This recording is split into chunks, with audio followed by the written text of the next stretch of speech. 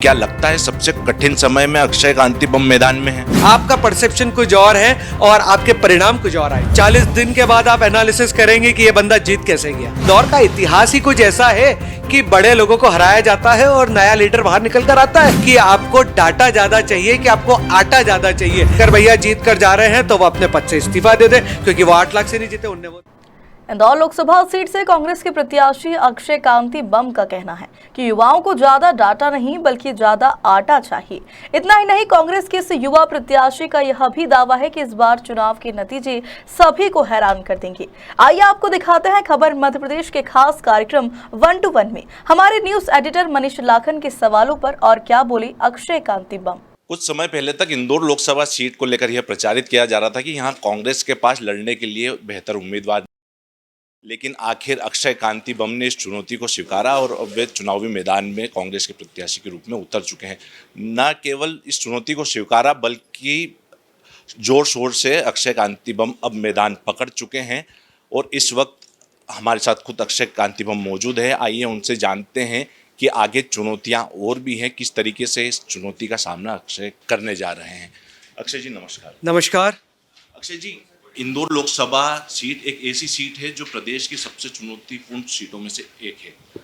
आप यहाँ से अब प्रत्याशी के रूप में मैदान में हैं, तो किन उम्मीदों के साथ और किन वादों के साथ, किन मुद्दों के साथ मैदान में उतरे हैं? मानते हैं कि इंदौर बहुत बड़ी चुनौती है। चुनौती इस मामले में है कि यहाँ से जो चुनाव लड़ते हैं तो हार जीत को लेकर चुनौती है।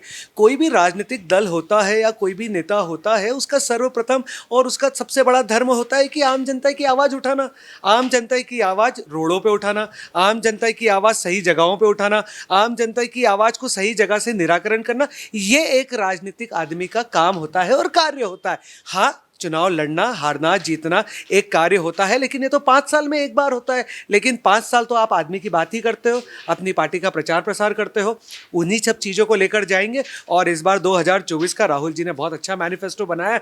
90% जनता को वो इसके अंदर कवर कर रहे हैं। वो महिलाएं हो, वो युवा हो या वो किसान भाई हो, सबके लिए कुछ ना कुछ इस योजनाओं में है। राहुल जी का मैनिफेस्टो बहुत अच्छा है जैसा आप बता रहे हैं कांग्रेस के लिहाज से, लेकिन पिछली बार जब कांग्रेस चुनाव मैदान में थी, पिछले लोकसभा चुनाव में, उस समय कांग्रेस के पास 4 विधायक इंदौर में मौजूद थे। उनमें से 3 अब भाजपा में शामिल हो चुके हैं और अभी 8 विधायक भाजपा के हैं। किस तरीके से चुनौतियां सामने आएगी? क्या वोटिंग परसेंटेज बढ़ा पाएंगे या घटने की आशंका लग रही है? ऐसे बिल्कुल फ़र्क नहीं पड़ता। अगर आप 2013 का इलेक्शन देखेंगे तो कांग्रेस की सीटें बहुत कम थी, पर अगर आप 2018 का इलेक्शन देखेंगे तो कांग्रेस ने अपनी सरकार बनाई थी। 2004 में आप देखेंगे तब इंडिया शाइनिंग चल रहा था, लेकिन जब रिजल्ट आया तो सोनिया गांधी जी के नेतृत्व में सरकार बनी। तो आप लोगों की, आम जनता का रुख कैसा चल रहा है, इसको एनालिसिस करने का कोई मापदंड ही नहीं है। आज 2023 में हर मीडिया कर्मी या जमीन पे काम करने वाला आदमी कह रहा था कि कांग्रेस की सरकार आ रही है, लेकिन रिजल्ट कुछ और आए। जब रिजल्ट कुछ और आए तो उसका जब विश्लेषण करा गया, जब उसका एनालिसिस करा गया तो उसके कारण निकाले गए। आप मान के चलिए कि जब 2023 में जो परसेप्शन था और जो रिजल्ट आए, 2024 में भी बिल्कुल उसके ही उल्टा होगा। आपका परसेप्शन कुछ और है और आपके परिणाम कुछ और आएंगे। बार बार जब आपको टिकट मिला तब भी ये भाजपा के नेताओं द्वारा ये प्रचार किया जा रहा था कि राजनीतिक रूप से बलि दे दी गई है, इंदौर में कोई लड़ने के लिए तैयार नहीं था। इसका जवाब कैसे देंगे?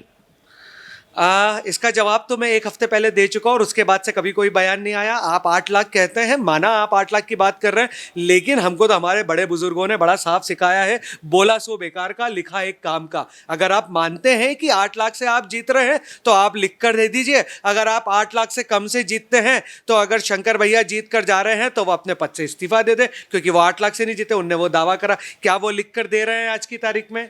वो नहीं देंगे लिख कर। तो ये बात प्योर खोखली है, इसमें कोई दम नहीं है।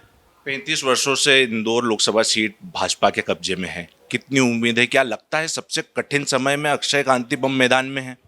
उसके 35 वर्ष पूर्व पूरी कांग्रेस के पास थी, लेकिन अगर प्रकाश चंद जी सेठी खड़े हुए, वो मुख्यमंत्री थे, कद्दावर नेता थे, और अगर सुमित्रा ताई ने उनको हराया तो शायद इंदौर का इतिहास ही कुछ ऐसा है कि बड़े लोगों को हराया जाता है और नया लीडर बाहर निकल कर आता है। यही इतिहास दोहराया जाएगा इस बार भी।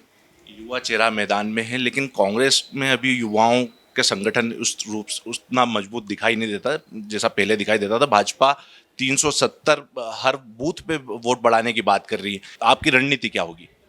370 बढ़ाने की बात कर रही है अगर हर बूथ पे, तो मतलब उतना तो कांग्रेस का मतदाता है ही वहां पर, और बढ़ाने की बात करें तो उसके अलावा भी वहां पे बहुत मतदाता है। दूसरा ही रही बात युवा संगठन की, आज युवाओं को चाहिए क्या? अगर आज आप देखेंगे तो पिछले 10 वर्षों में बेरोजगारी का इंडेक्स आज चरम पर है।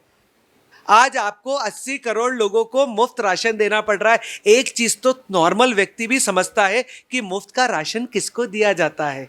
जो अपने घर में कमाने के योग्य नहीं होता है। आज सरकार का काम होता है व्यक्ति को कमाने के योग्य बनाए, आज आदमी को आत्मनिर्भर बनाए, आज आदमी खुद का तो पेट भरे ही, अपने परिवार का भी पेट भरे और जरूरत आने पे अपने रिश्तेदारों का भी भरे। आज सरकार का काम यह है। विदित सरकार क्या कर रही है? 80 करोड़ परिवारों को, 80 करोड़ लोगों को मुफ्त राशन दे रही है। तो आपको युवाओं को यह बताना है कि आपको डाटा ज्यादा चाहिए कि आपको आटा ज्यादा चाहिए। अगर उनको आटे की कीमत समझ में आ जाएगी तो वह अपने आप कांग्रेस को वोट कर देंगे इस बार।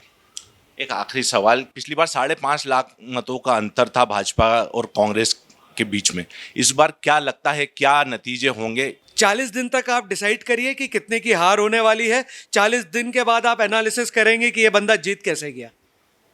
धन्यवाद। हमसे बात करने के लिए बहुत बहुत धन्यवाद। बहुत बहुत धन्यवाद भाई।